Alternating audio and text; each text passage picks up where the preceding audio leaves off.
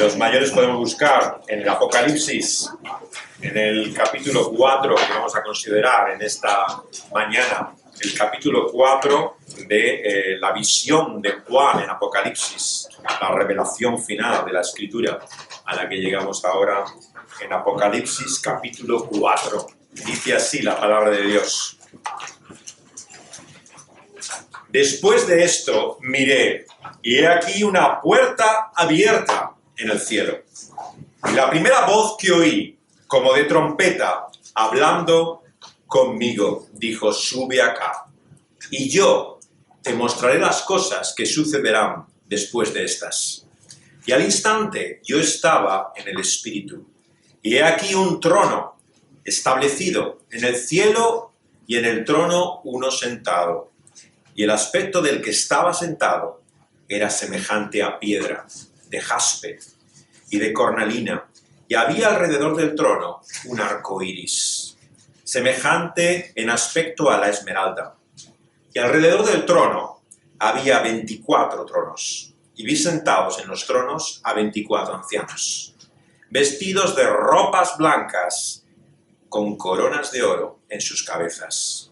Y del trono salían relámpagos, y truenos, y voces, y delante del trono ardían 7 lámparas de fuego, las cuales son los 7 espíritus de Dios.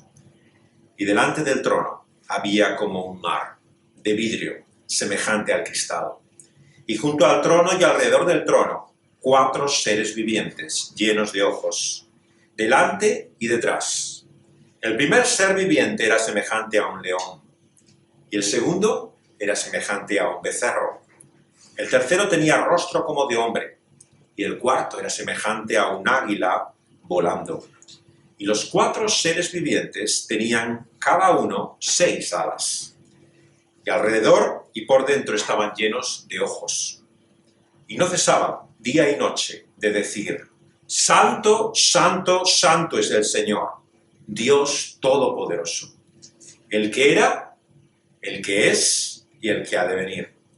Y siempre que aquellos seres vivientes dan gloria y acción de gracias, honra al que está sentado en el trono, al que vive por los siglos de los siglos, los 24 ancianos se postran delante del que está sentado en el trono y adoran al que vive por los siglos de los siglos, y echan sus coronas delante del trono, diciendo: Señor, digno eres de recibir la gloria y la honra y el poder, porque tú creaste todas las cosas, y por tu voluntad existen y fueron creadas.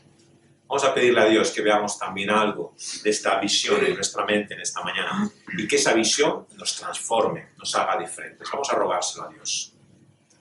Señor, te queremos pedir que por tu Espíritu Santo, Señor, por medio de tu palabra, tú produzcas, Señor, en nuestra mente esta visión que cambió la vida de Juan, y la cambió en adoración, porque no hay otra respuesta, Señor, que mejor exprese lo que esperas de nosotros que la alabanza, que el reconocimiento de quién es el que está sentado en el trono.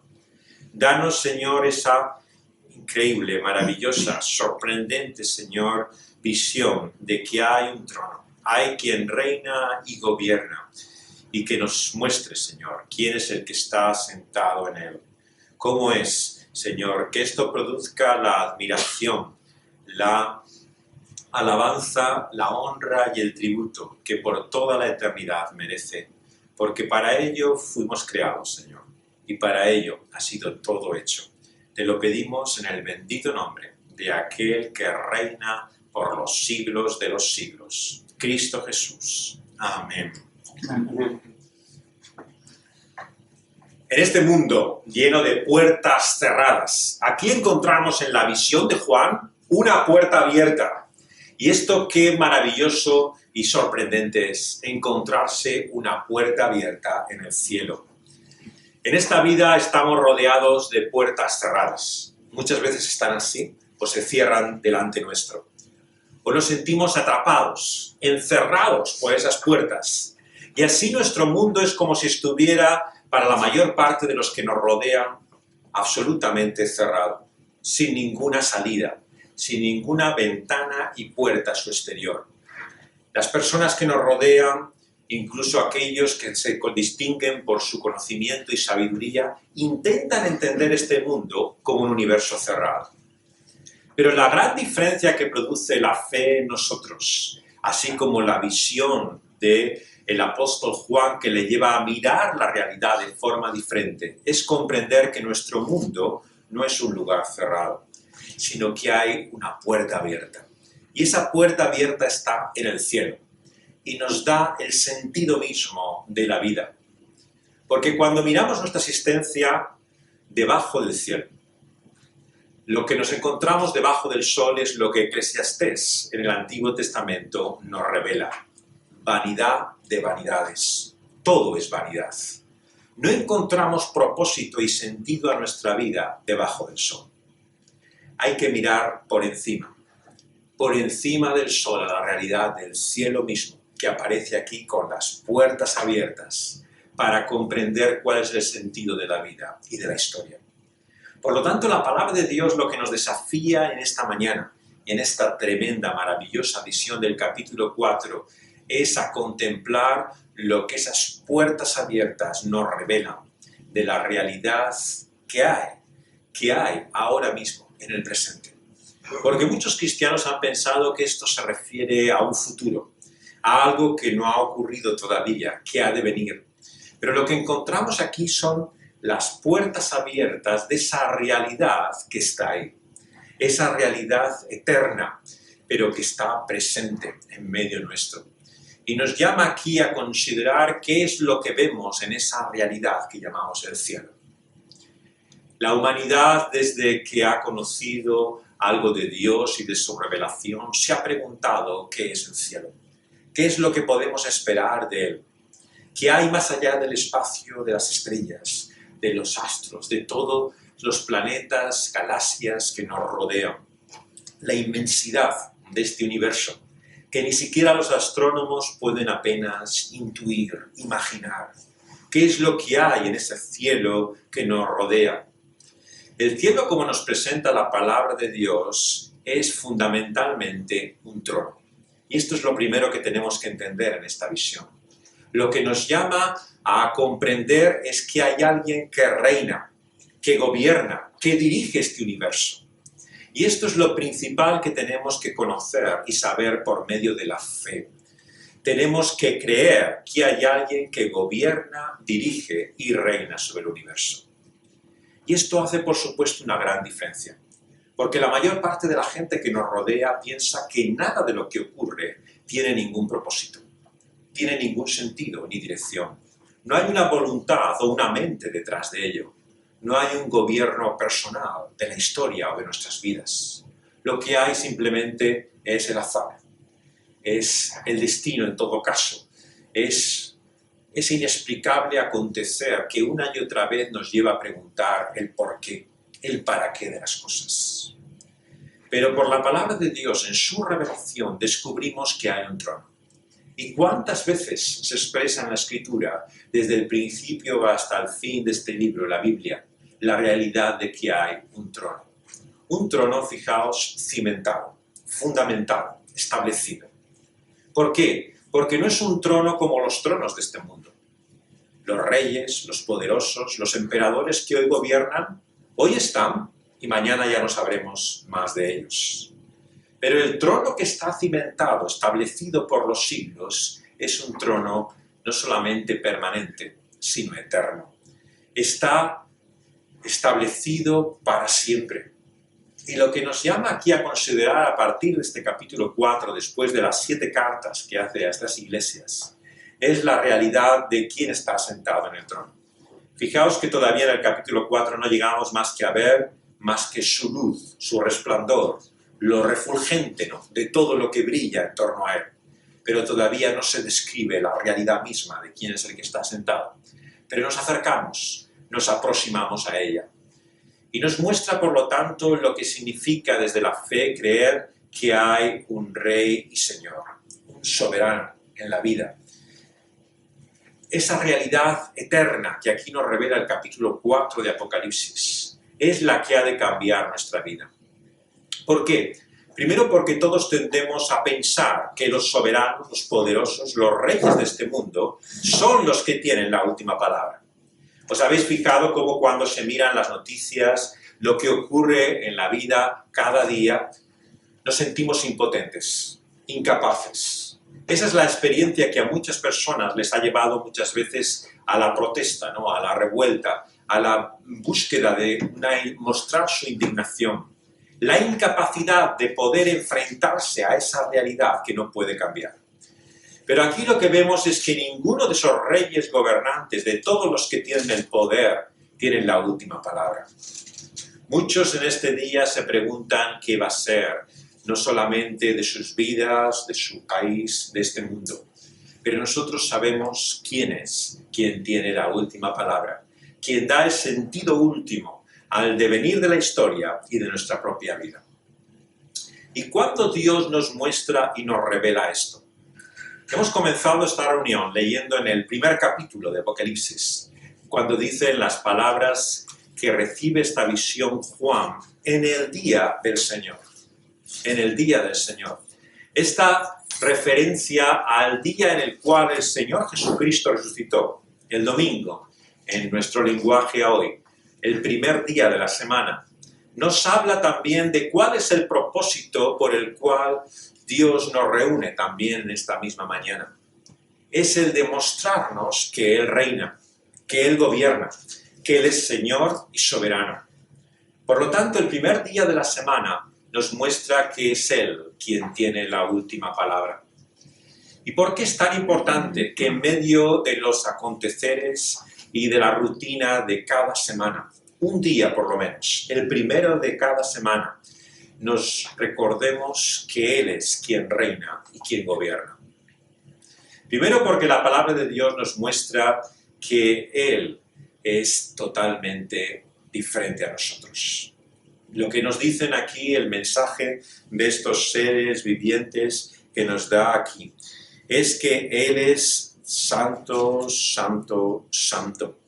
Los 4 seres vivientes, así en el versículo 8, declaran que el Señor es 3 veces santo, como Isaías había visto también en su visión del capítulo 6. ¿Qué significa la santidad? La santidad hasta por triple, como aquí encontramos. En primer lugar, la majestad, la trascendencia de Dios. Inevitablemente tenemos que entender que Dios no es como nosotros. Y qué difícil es eso para muchos. Porque intentamos hacer un Dios a nuestra semejanza. Eso es la idolatría. Pensar, considerar en nuestra mente cómo tiene que ser Dios según nos parece a nosotros. Por eso es que la idolatría es siempre un peligro para toda persona, sea creyente o no creyente.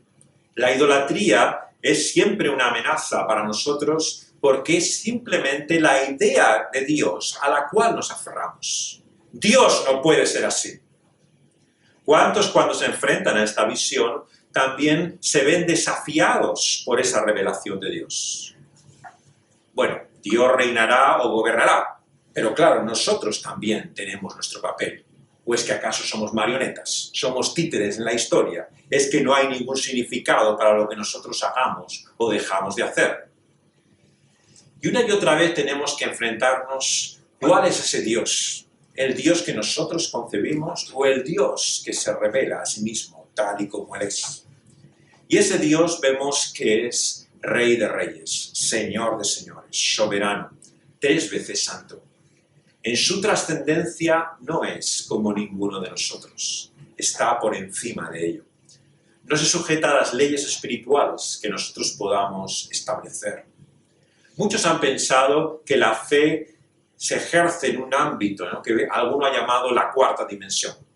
Se han dicho como que hay 3 dimensiones, ¿no?, en la realidad, ¿no? Y había una 4ª dimensión que sería la dimensión espiritual. En ellas la cual estaría la fe, estarían los poderes sobrenaturales, la magia, lo asombroso, lo maravilloso se produciría en esa dimensión. Y ahí es donde sitúan y colocan a Dios. Pero claro, este no es el Dios de la Biblia. El Dios de la Biblia no está sujeto a ninguna 4ª dimensión, está por encima de todas las dimensiones. Es un Dios trascendente. Por lo tanto, no se rige por leyes, por principios, por la técnica o los métodos que el hombre pueda tener para actuar en el mundo espiritual. Esa es la diferencia entre la fe y la magia. La magia es cómo podemos, por medio de una técnica, de conocimiento, de determinada sabiduría oculta, maniobrar las cosas para nuestro bien en el mundo espiritual. Y muchos utilizan la fe como si fuera de esta forma un método mágico. La oración. ¿Cómo lograr de Dios lo que yo quiero que Dios haga? Entonces Dios, que está sujeto a esas leyes, a esas reglas de esa dimensión, tiene que actuar de acuerdo a lo que yo espero, porque esa es sencillamente la ley, el principio espiritual. Pero Dios está por encima de nuestras leyes y principios espirituales. Dios es soberano. Dios dispone de toda la vida, de todo lo creado, de acuerdo a su voluntad. Pero la santidad, de una forma especial, sabemos que la relaciona la Escritura con nuestro mal. Cuando dice que la Biblia, que Dios es 3 veces santo, lo que nos quiere decir es que Dios es totalmente puro, limpio, sin mancha, que no tiene nada que ver con nuestra maldad y nuestro pecado. Y comprender esto es lo que hace siempre a hombres como Isaías considerarse indigno. ¡Ay de mí!, clama el profeta, que soy inmundo, sucio, contaminado en mis propios labios. Incluso aquel que adora y reconoce a ese Dios tiene que saber que está adorando y reconociendo a un Dios 3 veces santo. Sus palabras, sus labios, surgen también como algo que participa de esa contaminación e inmundicia que la Biblia llama el pecado. Por eso es que Dios no puede recibir otra adoración que la que viene por medio del que está sentado en el trono, Cristo Jesús. Es en su nombre que le adoramos. Es a Él también a quien tenemos que acudir cada vez que nos acercamos a ese Dios, porque no hay otra manera de poder agradarle y alabarle. La palabra de Dios, por lo tanto, nos muestra aquí la grandeza de ese Dios, de su majestad. Nos dice que al mirar esa puerta abierta en el cielo, oyó esa voz como trompeta que le mostraba estas cosas. Y el Espíritu le muestra ese trono establecido en el cielo y uno sentado en él. Y el aspecto, que es lo que se nos da aquí, del que está sentado en el trono, es como de piedras preciosas. Lo que vemos aquí son tal vez las piedras más valiosas o luminosas, según nos dicen algunos intérpretes de la Biblia que había en aquel entonces. Así lo consideraban o lo apreciaban muchos. Jaspe, cornalina, ¿no? Es todo piedras que refulgen, ¿no? Que muestran de alguna forma la luminosidad de aquel que está sentado en el trono. Pero ¿qué es lo que hay alrededor del trono? Versículo 3. Alrededor del trono hay un arco iris. Bueno, el arco iris no era el símbolo de los gays en la Biblia. No era ningún modelo de homosexualidad, es una cosa de los años 70, el utilizar la bandera del arco iris relacionado con el movimiento homosexual. El arco iris tiene variantes, ¿no? No están siempre los mismos colores, hay diferentes formas de entender el arco iris, pero la visión que aquí tenemos es, sin lugar a dudas, el arco iris de la creación, el arco iris natural. No es un arco iris que se haga como un lema, como una bandera. Es el arco iris como lo vemos exactamente cuando hay lluvia. Hemos leído antes, en Ezequiel, capítulo 1, cómo también se muestra en esa visión refulgente y luminosa un arco iris como cuando vemos después de la lluvia. ¿Qué significa el arco iris? Bueno, el arco iris es un símbolo. Por eso es tan importante entender que no hay nada malo en decir que el Apocalipsis es un libro simbólico. La Biblia está llena de símbolos. Dios expresa y dice cosas por medio de imágenes. Y para poder entender un capítulo como este tenemos que entenderlo visualmente. Cuando lo analizamos, cuando queremos buscar un significado a cada detalle, sencillamente no solamente pierde su gracia el capítulo, sino que no tiene fuerza ninguna. La fuerza es la imagen visual, ¿no? Como de un cuadro que se nos presenta aquí como una realidad, sin duda, pero como una realidad que debemos comprender visualmente por medio de imágenes. ¿Qué es lo que el arco iris nos dice? El arco iris, como saben muchos de vosotros, viene a raíz del diluvio. Dios dice un día, que ya no puede aguantar, soportar la maldad de los hombres. Ha llegado como a un tope, a un colmo, que ya le parece que no puede seguir más. Y Dios determina el juicio que acabe con toda la humanidad. Pero hay una excepción, sabemos, Noé y su familia. Se construye ese arca de salvación, ¿no? Y en él hay una liberación posible de la destrucción. Pero al salir de ese arca aparece este símbolo en el cielo, una realidad que vemos todavía hoy y que nos habla algo acerca del propósito de Dios fundamental. Porque nos dice que el trono mismo, que el gobierno y el reinado eterno está fundamentado en eso. ¿Qué es? El propósito de Dios de no volver a destruir a la humanidad. Fijaos bien cómo entonces el trono de Dios se describe en la Biblia a continuación como un trono de gracia. Es así una y otra vez la expresión del Nuevo Testamento. Hay un trono que gobierna por los siglos de los siglos, pero ese es el trono de la gracia y de la misericordia de Dios. Eso significa que Dios no trata con nosotros como merecemos. Lo que dice de la humanidad a continuación después del diluvio no es que era mejor de lo que era antes. Todo lo contrario. Si cuando Dios vio lo que el ser humano hacía y era de continuo el mal en su pensamiento y continuamente le desviaba, esto es lo que dice a continuación, como leemos en los Salmos y se dice en las profecías y el propio apóstol Pablo las cita en Romanos 3. No hay bueno, no hay justo, no hay ni siquiera uno. Todos se desviaron, aún se hicieron inútiles. Su propósito sigue siendo la maldad. Lo que ha cambiado es que Dios nos muestra su gracia, su misericordia, una vez más, y lo hace anunciándolo por medio del arco iris cada vez que aparece en el cielo, después de ese pequeño diluvio que trae la lluvia también en medio de este mundo. Por lo tanto, estamos acercándonos a un Dios, como dice Hebreos, que no solamente ha de producir temor, terror, reverencia, es un Dios de gracia. Y es así que el Señor nos invita a acercarnos a aquel que gobierna y reina por los siglos, como un Dios de misericordia. Y el arco iris rodea su trono. Nos dice que a continuación también alrededor de ese trono había criaturas. Nos habla de 24 tronos y sentados en ellos 24 ancianos. ¿Quiénes son los ancianos que están sentados? Pues como podemos ver es el múltiplo de un número muy conocido en la Biblia, 12. 12 y 12, 24 es la unión de las 12 figuras que encontramos que se establecen en el Antiguo Testamento en torno a la historia de este pueblo, Israel, 12 tribus. 12 tribus que venían de 12 hijos, ¿no?, que Jacob tenía y que es la totalidad del pueblo de Dios en la antigua dispensación.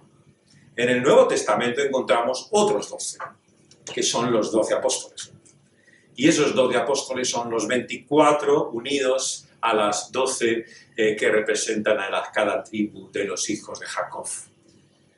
Lo que nos habla es de la íntima, completa realidad de unión que hay entre Antiguo y Nuevo Testamento. Muchos creyentes han pensado que esto que encontramos aquí lo tenemos que ver y comprender independientemente de todo lo que Dios ha mostrado anteriormente en el Antiguo Testamento. Pero es imposible. Primero porque esta visión de Apocalipsis está basada en otras dos visiones del Antiguo Testamento. Dijimos que en Daniel 7, Ezequiel 1 hemos leído, ¿no?, y hemos estado hablando del diluvio, del arco iris, ¿no?, y seguiremos hablando de pasajes del Antiguo Testamento sin los cuales es imposible entender la visión de Apocalipsis. Por lo tanto, quien piensa que puede comprender el Nuevo sin tener la menor idea del Antiguo es un necio. Por eso es que como cristianos somos desafiados a comprender que la Biblia de Jesús es el Antiguo Testamento. Y por ello tenemos también que conocerla. Son 3/4 partes de la Biblia, del Antiguo Testamento. Y algunos no la leemos casi nunca. Claro, no podemos llegar a entender nunca el Nuevo Testamento si no nos enfrentamos al Antiguo. Si no profundizamos y conocemos el Antiguo no comprendemos de dónde viene la enseñanza del Señor y de sus apóstoles, que son 12. Ya sabéis que muchos los han multiplicado hasta lo indecible. Está hoy en día en muchos lugares del mundo lleno de tantos apóstoles que ya casi no se pueden contar, pero en la Biblia solamente hay 12. Esta es la autoridad que aquí se nos muestra, igual que la autoridad, ¿no?, de esas 12 tribus. Y su suma, la cifra completa, son los 24 que encontramos aquí. Estos 24, que se nos dice aquí que están delante del trono, están también sentados en tronos. Fijaos bien, nos recuerda otra expresión del apóstol Pablo, ¿no?, por el cual habla a los creyentes, ¿no?, que están sentados también en tronos al lado del Señor y Rey de señores. 24 ancianos vestidos de ropas blancas, con corona de oro en sus cabezas. Bueno, la expresión corona generalmente en el Nuevo Testamento se refiere al deporte, ¿no?, al estadio cuando recibe uno lo que era la señal de haber ganado. Pero aquí obviamente parece que está hablando de otra corona, no de la corona deportiva, ¿no?, sino de la corona que tiene que ver con el gobierno. Por eso la relacionamos con los tronos. Está hablando también en este sentido de cómo Dios comparte, en un sentido, ¿no?, esa posición y privilegio con el que se encuentra aquí esa totalidad del pueblo de Dios con Él. ¿Qué significa para nosotros, ¿no?, y para el pueblo de Dios entonces saber que estaba sentado como en esa cifra simbólica al lado de Dios mismo? Nos muestra en primer lugar el hecho de que su propósito y fin es firme, es seguro. Un día estará en la propia presencia de Dios. Estará incluso sentado junto a Él en su presencia. Nos habla, por lo tanto, de la seguridad que el pueblo de Dios, que la Iglesia puede tener sobre la faz de la tierra, de que no será destruida. ¿Qué dijo el Señor Jesucristo antes de dejar este mundo? He aquí yo estaré con vosotros todos los días, hasta el fin del mundo. Y he aquí que las fuerzas del Hades, del infierno, del mal, no prevalecerán contra esta mi Iglesia. Por lo tanto, cuando escuchamos muchos discursos negativos, apocalípticos, absolutamente deprimentes de cuál es el futuro de la Iglesia, sobre todo en esta parte de nuestro planeta, en Occidente, en el cual parece que está en sus últimos días, la Iglesia ya es poco más que una anécdota, no cuenta para nadie, no solamente está físicamente vacía muchas veces, sino que realmente su presencia, su realidad no influye en la vida de las personas, por lo menos en Europa, en esta parte del mundo. Y nos preguntamos qué futuro, qué podemos esperar de la Iglesia y el cristianismo. Pues lo que nos muestra aquí es que en medio de la tribulación, igual que a Juan en aquel día, el Señor quiere abrirnos esa puerta de los cielos para que nos unamos a ese culto celestial. Y pocos o muchos en este día, el primero de la semana, el Señor quiere celebrar culto con nosotros. Fijaos en Juan, en esa isla, en Patmos. Estaba aislado, exiliado, perseguido por el emperador Domiciano. Los romanos tenían el poder y estaban persiguiendo a la Iglesia. Y estaba allí solo, perdido en la isla. Pero recordaba lo que era el culto, lo que era reunirse con otros creyentes, lo que era adorar a Dios en el primer día de la semana. Y Dios dice, pues este día vas a celebrar culto conmigo. Le abre la puerta del cielo y es como si Juan se uniera a esa congregación celestial y celebrara culto con Dios mismo y con todo lo que está en su presencia.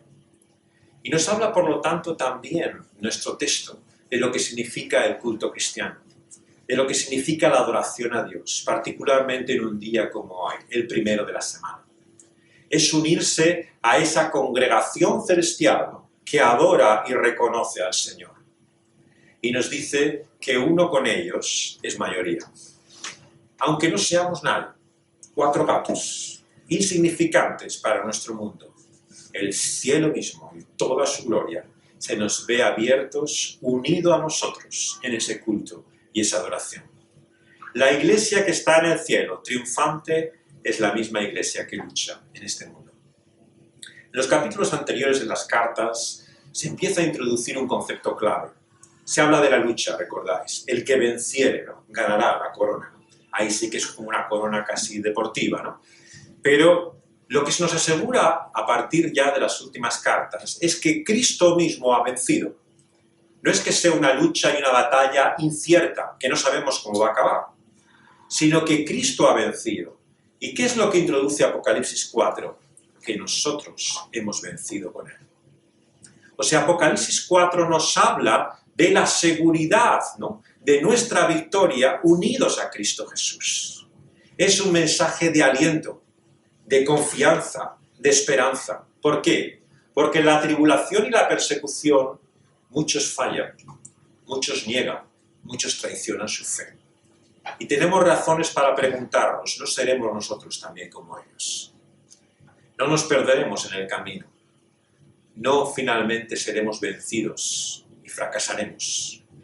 Pero Apocalipsis 4 nos muestra que estamos ya, como si fuera sentados en esos tronos, ¿no?, con esa presencia simbólica de todo el pueblo de Dios. Todos los escritos en el libro de la vida están en su presencia adorando al Señor. Y nos dice que de ese trono salían relámpagos, salían truenos y voces, y delante ardían 7 lámparas de fuego, las cuales son los 7 espíritus de Dios.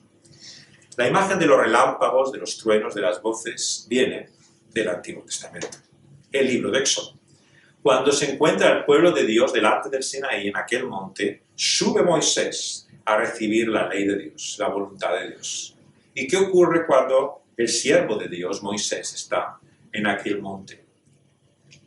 Surgen los truenos, los relámpagos, las voces, lo que se describe en Éxodo antes de los 10 mandamientos. Lo podéis leer en el capítulo 20, así como en Deuteronomio.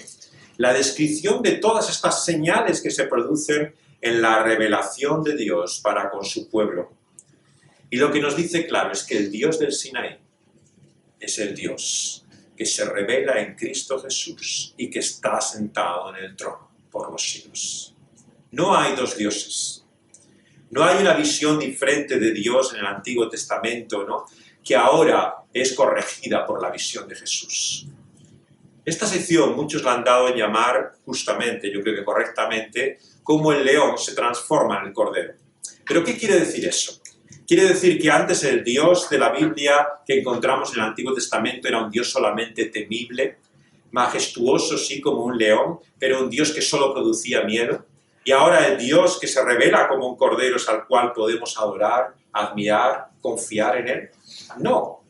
Lo que vemos cuando el que está sentado en el trono, el león, se transforma en un cordero, es que el león es el cordero. Esto es lo que la palabra de Dios nos muestra una y otra vez en este libro de Apocalipsis. Nos habla de la ira del cordero, como leeremos a continuación. ¿Por qué? Porque no son dos seres, no son dos dioses diferentes. Es un solo Dios. Dios hombre es león y cordero al mismo tiempo. Por lo tanto, tendremos que acercarnos a esta visión de Dios con la gloria del Dios de Sinaí, pero entendiendo que ese es el Dios de gracia también, que se nos muestra una y otra vez desde el principio, pero ahora en Cristo Jesús. ¿Quiénes son esos 7 espíritus? Hemos hablado ya de ellos, aparece desde el primer capítulo, recordáis, ¿no? Es la única mención que se da en el Nuevo Testamento, esa expresión, ¿no?, de los 7 espíritus. Claro, una expresión rara, porque normalmente el espíritu es o en minúsculas, el del ser humano, o en mayúsculas, el Espíritu Santo. Bueno, en griego no hay ni minúscula ni mayúscula, solamente hay uno. Pero entendemos por el contexto que a veces ese espíritu es el del hombre y generalmente es el de Dios. Espíritu Santo le llamamos. Dios en 3 personas, Padre, Hijo y Espíritu Santo. ¿Cómo puede ser 7 espíritus? Bueno, 7 espíritus nos habla nuevamente de la plenitud.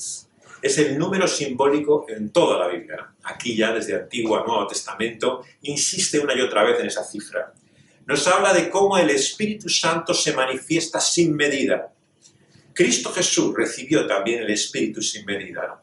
Pero aquí en su plenitud, como en esos 7 espíritus, ¿no?, vemos cómo el Espíritu Santo actúa con toda su fuerza, con todo su poder, con toda su luz. Si ahora sentimos algo de la brisa de su Espíritu, en medio de este caluroso mes de agosto. ¿Qué será sobre el monte de Sion? Sobre la gloria de Dios, todo el poder de su Espíritu. Entonces conoceremos hasta qué punto es renovador, revitalizador la obra de Dios. Y nos dice que es como lámparas de fuego, hace referencia a su luz, a su iluminación. Veremos por esa guía del Espíritu Santo, por su totalidad de su obra, la realidad de quién es Dios. Algo que nos enseña la Escritura una y otra vez, que es que lo que sabemos de Dios es por medio de Él, a través de su Espíritu. No hay otra forma de acercarse a Dios. Corintios, ¿qué conoce el hombre y su espíritu acerca de Dios, sino lo que Dios le quiere revelar? El ser humano, con sus iluminaciones, misticismo, religión, no sabe nada acerca de Dios, si el Espíritu de Dios no le guía a ningún conocimiento. Esta fue la gran doctrina de la Reforma. Sabéis que se ha llamado con razón muchas veces a hombres como Calvino, ¿no?, el teólogo del Espíritu Santo, porque enfatizó la necesidad total, ¿no?, de la iluminación interna del Espíritu, para poder comprender, entender. Por la razón de que este libro puede estar abierto, como está para muchos en este día, en bastantes iglesias, y no entender una palabra de ellos. ¿Por qué? Porque si el Espíritu no nos ilumina estas palabras, podemos leerlas, tenerlas aquí en papel y tinta, en una pantalla o en nuestro teléfono móvil, que no comprenderemos nada de lo que tiene que decirnos. Necesitamos el Espíritu de Dios. Pero ahora lo que entendemos por el Espíritu de Dios es limitado. Por eso es que tenemos que tener mucha modestia, humildad en nuestra comprensión de lo que es el propósito de Dios, su carácter y naturaleza. Todavía no entendemos. Corintios, no sabemos cómo hemos de saber, no conocemos cómo hemos de conocer. Todavía es parcial, es en parte. Por eso es que no hay teología completa o perfecta. Cuidado con el orgullo con la sana doctrina. Hay muchos creyentes que consideran que tendrían ya casi la totalidad del conocimiento de Dios. Según ellos, han llegado a esa luz que ya realmente pueden explicar cualquier cosa. Eso es orgullo, eso es soberbia. Porque nosotros todavía lo que tenemos es un conocimiento parcial, limitado. Todos tenemos errores. Y el problema es que no sabemos cuáles son, claro. Si no, podríamos corregirlos. Pero tenemos esos errores en nuestra comprensión, pero lo de verdad que sabemos es porque el Espíritu de Dios nos guía e ilumina esa verdad. No por nuestra iniciativa, no por nuestra capacidad, sino por el Espíritu Santo. Pero entonces esas 7 luces, como la totalidad del Espíritu Santo, nos llevará a verle como Él es, a conocerle, a descubrir quién es Él. Y a continuación encontramos los seres vivientes, pero antes hay una descripción de un mar de vidrio, semejante al cristal. En Ezequiel es como una expansión. Muchos la relacionan con el mar de bronce también que había en el tabernáculo, pero sobre todo en el templo. También había un elemento en el templo, en el tabernáculo del Antiguo Testamento, que se le llamaba así, el mar de bronce. Era como la extensión en la cual se iluminaba, brillaba ese refulgor, iluminación de quién es Dios. Es en esa luz que tenemos que entender también cómo la Escritura, veremos aquí en Apocalipsis, habla del mar. Por un lado, al final, leemos en el último capítulo 21, nos dice que entonces ya no habrá mar. Mala noticia para muchos, porque ¿qué será una nueva creación si no hay mar? Pero claro, ¿qué mar es del que nos está hablando?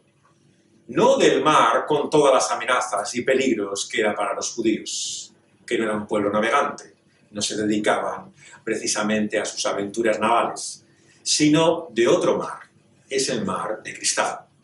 De lo que nos está hablando es de la diferencia, por lo tanto, entre el mar como un lugar de amenaza, de destrucción y de muerte, y este mar de cristal que el Espíritu de Dios llena como las aguas llenan el mar, dice Isaías.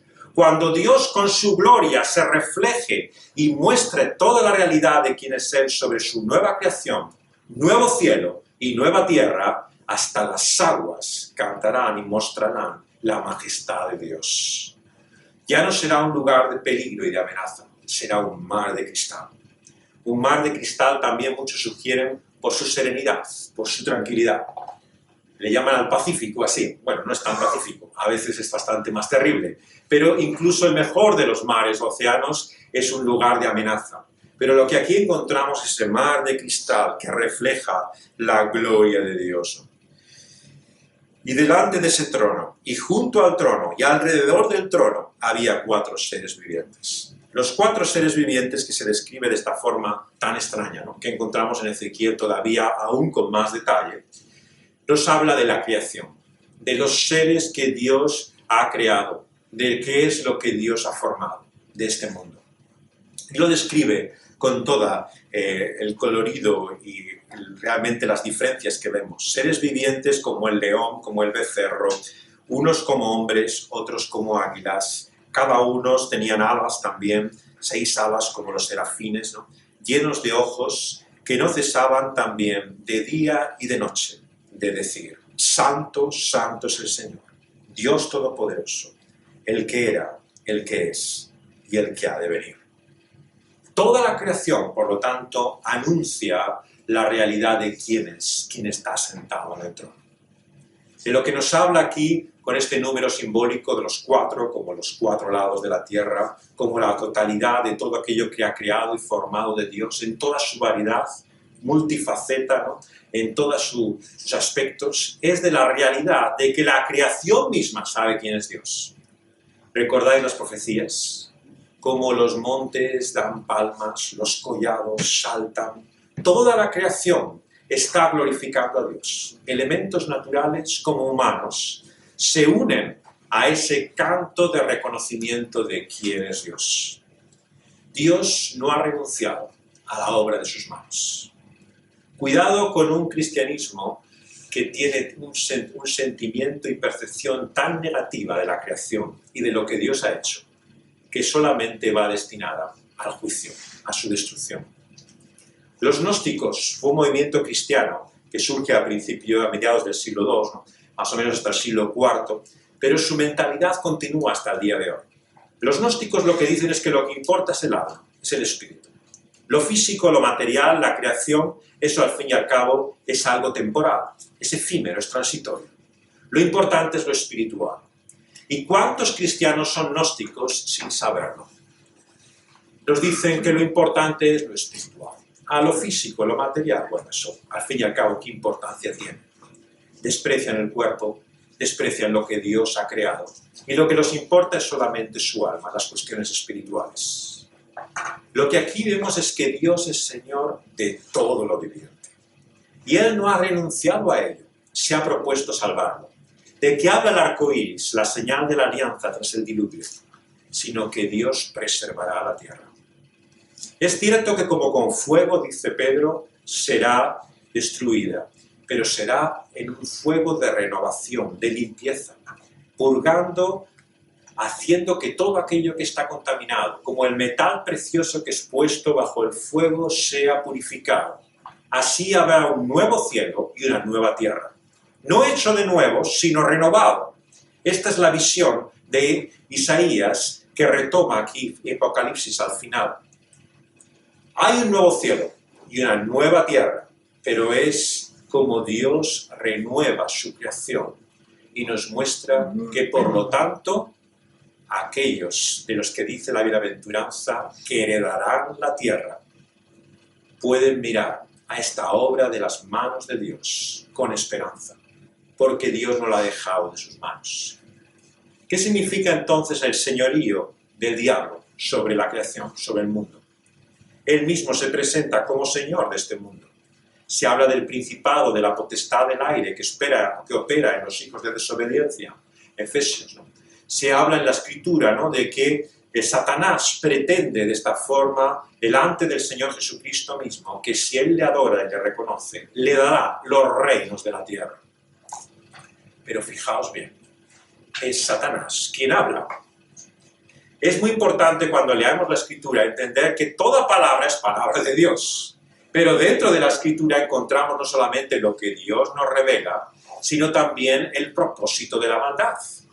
Y el propósito de aquel que ejerce su poder en este mundo para maldad se atribuye, usurpa, y es un intruso pretendiendo tener el poder que solamente al Señor le pertenece.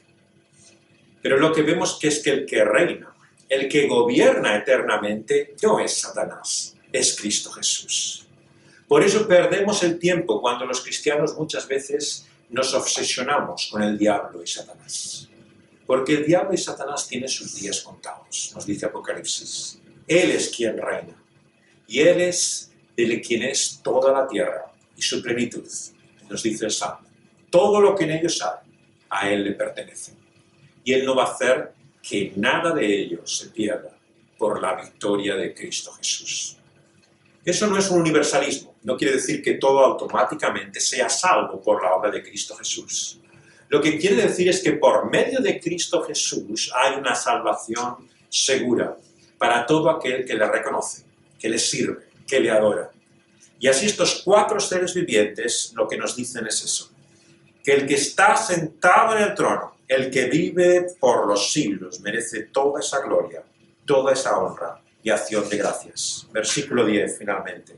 Se postran delante de el que está en el trono, el que vive por los siglos de los siglos, y echan sus coronas delante del trono, diciendo: Señor, digno eres de recibir la gloria, la honra y el poder, porque creaste todas las cosas, por tu voluntad existen y fueron creadas. Rendir las coronas nos muestra que finalmente solamente hay alguien que tiene la soberanía absoluta, total y última. Aunque hay otros que tienen coronas, como vemos en la visión, esas coronas son rendidas ante aquel que reina y gobierna por todos los siglos. Lo que nos habla finalmente es de ese propósito para el cual hemos sido hechos, para adorarle, para alabarle, para reconocerle. Y entender esto es comprender el sentido y propósito de toda nuestra vida. ¿Cómo Dios quiere hablar a este mundo?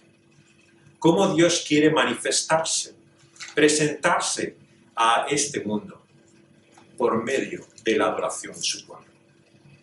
La adoración de su pueblo es algo tan trascendente y serio, ¿no? Como vemos cada día del Señor. Reconoce que Él es el Señor de todo. Y la adoración no son solo palabras, no son solo cánticos, se muestra en nuestra vida. Pero tampoco es menos que eso. Como dice esa canción latinoamericana, ¿no? Cuando acaban los cánticos, ¿no? Cuando desfallecen los cánticos, acaba la vida. La adoración es permanente y continua delante del trono de Dios. Nunca cesan, fijaos bien, de adorar y proclamar que Él es el Señor. Cuando nosotros callamos, en los cielos siguen adorando y honrando al Señor. Y eso nos habla, por supuesto, de la inutilidad de muchas de nuestras discusiones. He contado muchas veces esta anécdota también de este pastor ya mayor en Londres, ¿no? De Dick Lucas, cómo iba a la universidad a discutir con un conocido crítico de la Biblia, ¿no? Y de los evangelios, muy escéptico, y que dudaba de mucho de lo que la Escritura dice. Y se tiró, como muchas veces nos pasa en la vida, ¿no? Discutiendo toda una mañana durante horas con él, los argumentos por los cuales había que reconocer que Jesús era Dios, de que Cristo era quien decía ser, que no era simplemente un hombre, que Él era el Señor del que habla el Antiguo Testamento. Y como tantas veces nos pasa a nosotros, no llegó a ninguna parte. Estuvieron discutiendo todo el tiempo y se fueron a comer después. Les invitaron a los estudiantes a comer en la cafetería. Y entonces, como en un chispazo, a este pastor mayor, Dick Lucas se llamaba, se le ocurrió preguntarle al teólogo, al profesor de Oxford: ¿y usted adora a Dios? ¿Adora a Cristo como el Señor? Y la respuesta de aquel profesor es: por supuesto que no, por supuesto que no. Y se dio cuenta lo inútil de aquella discusión, lo absurdo. ¿Cómo puedes discutir e intentar hacer entender a alguien que no reconoce, que no se humilla, que no da la gloria a quien pertenece? Tendrá muchas palabras, muchos argumentos y razones, pero es su vida la que se resiste a reconocer quién es Él. Y por eso tenemos que entender que el problema de la fe no es un problema intelectual. Muchas veces los cristianos piensan que simplemente no podemos hacer entender o demostrar, comprobar a la gente la verdad de quién es Él. Pero lo que la Biblia nos muestra es que el ser humano es tan profundo y tan complejo que no basta simplemente en su mente hacerle entender o comprender las cosas. Tiene que ver con cuál es la actitud de su vida. Y quien no quiere humillarse ante Dios, le podrás presentar los más bonitos argumentos, que no le conviene ese Dios. ¿Por qué? Porque otro le tiene que decir lo que tiene que hacer. Y eso es lo que él no quiere escuchar. Quiere hablar de Dios como un concepto, como un nombre, como una posibilidad, como un argumento, como una razón, pero no como alguien que le diga cómo tiene que vivir. Y por eso sencillamente que muchos no es que no puedan creer en el Señor, es que no les conviene, que es otra cosa. Y por eso es que necesitamos de esa forma la visión, la revelación que aquí encontramos, para estar humillados delante de Dios, para poder darnos cuenta que Él es el Señor, el Creador, pero también el Juez. Porque un día Él va a pedir cuentas a cada uno de nosotros, a cada criatura. Todos vamos a tener que presentarnos delante de Él. Y es Cristo Jesús el que juzga. Él nos dice en la palabra de Dios que juzgará a todo ser humano, muerto, pero resucitado para ese juicio, o aún viviente. Se presentarán delante de ese su estrado de justicia, su tribunal divino. Y por lo tanto, si no nos humillamos ahora, nos tendremos que humillar después. Toda rodilla se doblará, pero toda lengua confesará que Jesucristo es el Señor, dice Filipenses. Que así sea. El Señor Jesús también quiso, en aquella noche en que iba a dejar a sus discípulos, y que la fe, como tantas veces nos pasa en la vida, iba a flaquear, a debilitarse. Quiso dejarles unas señales, una manifestación física de quién era Él. Claro, el Señor Jesús les podía haber dejado la idea, ¿no? Las palabras, simplemente, la realidad de la verdad de quien Él les dijo que era. Pero el Señor quiso dejarles una realidad que fuera material, física. Igual que Él ha creado todas las cosas, tomó dos de las cosas que Él ha creado, que es el pan y el vino, para física y materialmente comunicar a su pueblo la realidad de quién es Él. Por eso cuidado con espiritualizar demasiado el cristianismo. A veces lo hacemos tan espiritual, tan místico, que parece que no tiene nada que ver con la vida misma. Es el Señor mismo el que instituyó dos cosas materiales, el pan y el vino, para describir quién es Él. Y por lo tanto lo hacemos como Él nos enseñó. Hay grupos cristianos, tristemente, que celebran estos símbolos, esta mesa del Señor, los han espiritualizado y simplemente meditan en quién es Cristo. Pero el Señor nos ordenó, Él nos dijo que hiciéramos tal y como Él hizo. El apóstol Pablo repite esa enseñanza y nosotros lo hacemos también hoy. Y por medio de ese pan, el Señor Jesús también lo partió y le dijo a sus discípulos, este es mi cuerpo. Fijaos bien que el Señor Jesús no dijo, esta es mi alma, mi espíritu, que está ahora con todos vosotros. No, el Señor cuando partió aquel pan dijo, es mi cuerpo. ¿Por qué? Porque el cuerpo tiene un valor. Pero el cuerpo del Señor Jesucristo tiene un valor y sentido eterno. Cuando Cristo ascendió a los cielos, no lo hizo como un espíritu que se elevaba, volando, y se perdía en medio de la realidad inmensa de nuestro cielo. Lo hizo como un cuerpo, físicamente. Ascendió a los cielos en cuerpo y espíritu. Y por lo tanto, el que está sentado ahora en los cielos, el que está en ese trono de gloria, es cuerpo y espíritu. Es todo Él. Por lo tanto, tenemos que pensar que a partir de ahora, en los cielos, en esa gloria espiritual, donde está esa presencia de todas esas almas y esos seres angelicales que Dios ha creado, hay también una realidad física, corporal, Cristo Jesús. Él con su cuerpo ha entrado en los cielos. Y el Señor, por lo tanto, cuando nos dice que recordemos que este es su cuerpo, nos muestra que Él es el primero de muchos. Que ese cuerpo resucitado es el anuncio de una nueva creación material, de cuerpos que resucitarán de los muertos y que darán lugar a ese nuevo cielo y esa nueva tierra en la cual Él estará. El Señor dice, tomad y comed, este es mi cuerpo, que por vosotros es partido. El Señor hizo toda esa creación para su gloria, para su majestad, para que Él mismo la disfrutara. Pero el Señor también ha querido por Cristo Jesús, su cuerpo, partido en aquella cruz, compartir ese mundo y esa creación con nosotros. La dio aquel primer hombre y aquella mujer para que sojuzgaran, señorearan sobre esa tierra. Y el pecado y Satanás, ¿no?, intervinieron y esa creación ahora está afectada por nuestro mal. Pero cuando el Señor Jesús vuelva, toda esa creación será renovada, será hecha nueva. Y nos dice que el Señor Jesucristo estará en medio de esa nueva creación. Su trono estará sobre ese mar de cristal, sobre ese río de la vida, en ese nuevo mundo que el Señor ha creado. Por lo tanto, cada vez que comemos de este pan, decimos que Dios y su obra tiene futuro. Y empieza por nuestra propia vida. Nuestra vida es mucho más que el cuerpo que ahora alimentamos con este pan físicamente. No con un pedacito de pan, como ahora, sino comiendo cada día. Pero ese cuerpo entra en declive, en decadencia, enferma, se llena constantemente de achaques, de problemas. Pero el Señor, cada vez que comemos de este cuerpo, de este pan que nos recuerda su cuerpo, nos anuncia también que nuestro propio cuerpo será renovado, transformado, resucitado, igual que Él fue resucitado.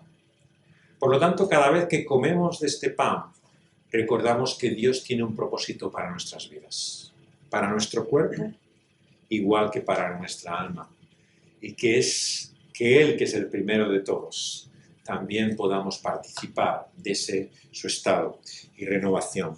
Vamos a pedirle al Señor también, si quiere Cristo, dar gracias por su cuerpo partido. Señor, nos dirigimos a ti, Señor, sabiendo que en nosotros no está, Señor, el buscarte a ti, Señor, sino que ha sido una obra maravillosa, Señor, en nosotros, el que tú has tomado posesión de nosotros, Señor, tú que has revelado, Señor, y nos has dado tu cuerpo, Señor, para que nosotros podamos vivir, Señor, esa realidad tuya, Señor, que tienes tú en los cielos, Señor. Padre, te damos gracias por este pan de vida, Señor, que nos hace nuevas criaturas, que nos resucita de ese cuerpo de muerte, Señor, en el que estábamos destinados, Señor. Ayúdanos a considerar esta realidad todos los días de nuestra vida, Señor, y hasta cuando lleguemos, Señor, también a adorarte allí en tu presencia, Señor, y en tu gloria, Señor. En el nombre de Cristo te damos gracias por esta obra, Señor, que has hecho, Señor, y que nosotros no podíamos alcanzar, Señor, por nuestros méritos, Señor. En el nombre de Jesús, gracias, Señor. Amén. Amén.